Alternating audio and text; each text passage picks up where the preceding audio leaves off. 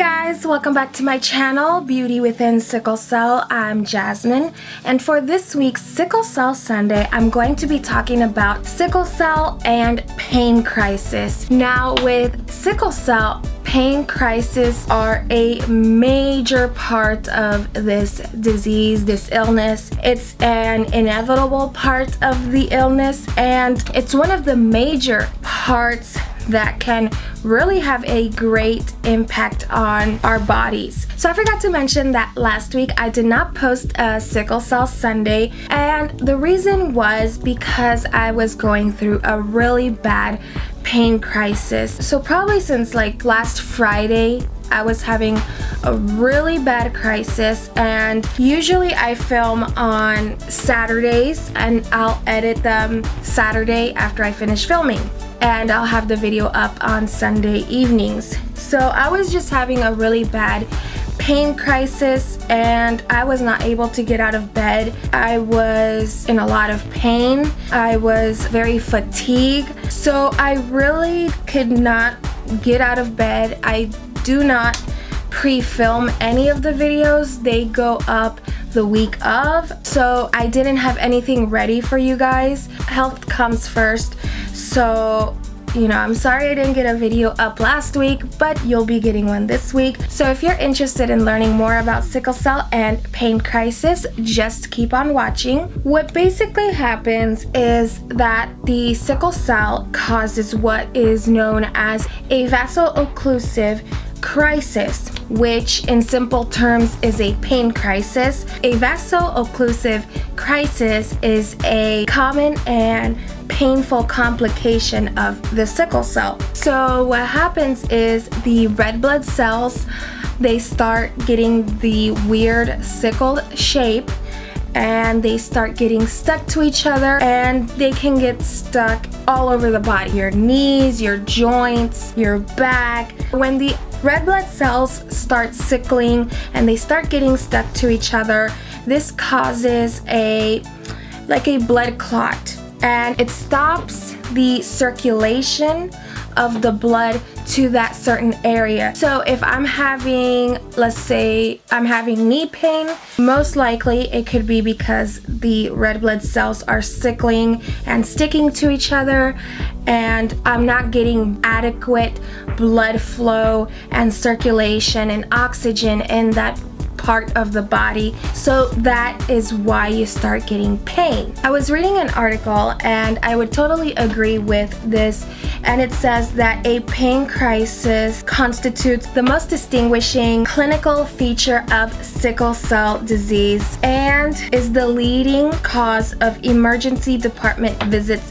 and hospitalizations for the affected patients. I totally agree with this statement, and obviously when you are in pain, it's such an excruciating pain that no one can really imagine except us warriors. Now, as I have stated before, the pain can affect any part of your body. It can often include your joints, your abdomen, your bones, and any soft tissue. You could also get dactylitis, which is swelling of your hands and feet in children. So when I was a toddler, I remember maybe around kindergarten, my hands and feet were very swollen, and you have like 2 big lumps on your hands, and they're just very painful. You can't even close them,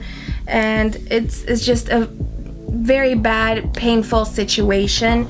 You can get acute joint necrosis or avascular necrosis like I have in my knee. Some of the triggers of the pain crisis can be the weather changes. It could be too cold or too hot if it's the summertime. You could be dehydrated. You may not be getting enough liquids into your body, and your body can just quickly react. Another common trigger is the change in body temperature. So if you have a fever, It says lowered body temperature likely leads to a crisis as a result of peripheral vasoconstriction. Patients should wear proper clothing and avoid exposure to ensure normal core temperature. So those are just kind of some of the common triggers. Now, sometimes it could be out of the blue. There's not really a sort of trigger. Like in the article I was reading, sometimes often there is no known cause that triggered that patient to get a pain crisis. They just happen to have gotten that pain crisis. But it's important to really know our bodies and know what can quickly trigger your body to get into a pain crisis. I used to go swimming a lot in the summer, and when I would go swimming, the water would be too cold. As soon as I would leave the pool, my body would just shut down and I would get a complete crisis. Sometimes I would say, oh, I'm just gonna jump in real quickly, dunk my head in the pool, and your core temperature and your head temperature will adjust to the water. Let me just jump and dive and do all these crazy things. And no, I have to take it a little slowly. If the water's too cold, avoid it at all costs. It's not worth me getting into a pain crisis. Now I'm much more knowledgeable, but at the time I would risk myself and risk my body just to go swimming, because swimming was one of my favorite things. But now I've learned I can only swim when the water is a bit warmer. So I pretty much have had sickle cell pain crisis all my life, and I can easily tell if it's a sickle cell pain crisis or if it's more of a sore muscle or if it's something else. I've gotten really good at knowing exactly what is going on with my body and how to tell if it's a crisis or not. Referring to my last week's pain crisis, I was having a lot of pain in my right knee, my right ankle, my right hip, and lower back. It was just kind of the right side of my body. I would say I was in bed for about 4 days. About on the 5th day, I got in contact with my doctor. She gave me my pain medication, and we are going to set up a blood transfusion, and we will be getting some IV fluids this upcoming week. I had a lot of pain and I had a loss of appetite. I was not eating. I just wasn't hungry. I could not stomach anything down. When people ask me, how does it feel, to have this pain crisis, usually if the pain is in my abdomen and lower back, which usually I have a lot of pain in those areas, my abdomen will get very stiff and it almost starts swelling up like a balloon. I look like I have a pregnant stomach. I like to compare it to almost giving birth. Now, I have never given birth. I don't know what that feels like, but to me, I just feel so bad. I feel like I'm giving birth. And the worst part is that these crises happen over and over again. It can last a couple of days, 2 or 3 days. It could last a couple of weeks. Sometimes I will tell people, I feel like I'm giving birth. I feel like someone's stabbing me and pounding. When you give birth, the good thing is that you pop out your baby and that pain will go away eventually. But with the crisis, our pain never fully goes away. It's like a unwanted neighbor. They never leave your house. They're always asking you for sugar or tomatoes or coffee, or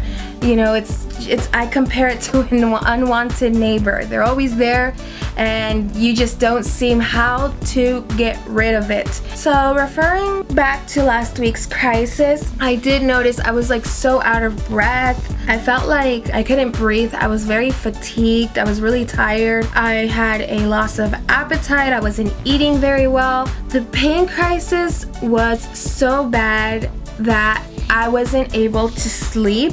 I was having insomnia and I was only sleeping like maybe an hour or 2 hours a night. The most I got on one day was like 4 hours. I would go to bed like 3 in the morning and I would wake up around like 5 or 6, and then I would just start scrolling on my phone, like trying to find videos and like just to kind of fall asleep, and I wouldn't be able to fall asleep. So around like 8 o'clock I would just like give up and I would just try to wake up and get out of bed. So what I would do is I would go and take a nice bath with Epsom salt, and I would just get my hydration in. I would take my pain medication, and once I started feeling sleepy from that, I would go to bed. So I was having a really tough time sleeping. When my doctor called me, was able to get me a prescription for pain medication, and once I got the proper pain medication, my pain started getting a little bit better and I was able to sleep more comfortably. We did get in contact with my doctor. We are going to do a transfusion, and we will be doing some IV as well, IV hydration. So once we get in contact with the doctor, everything starts improving a little bit each day. I am still in pain. I am still fatigued. I'm still starting to kind of get back into the habit of things. I am trying to rebuild my strength, my appetite. Things are improving for the most part. So anyways guys, that's gonna be it for this week's Sickle Cell Sunday, discussing pain crisis and my experience with the pain crisis. If you have any further comments or questions, please be sure to leave them down below. Thank you so much for watching. Don't forget to like, comment, and subscribe. Please remember to check out my Facebook, Instagram, Snapchat, and my Twitter. I'll leave it linked down below in the description box. And as always, I'll see you guys in the next video. Bye guys.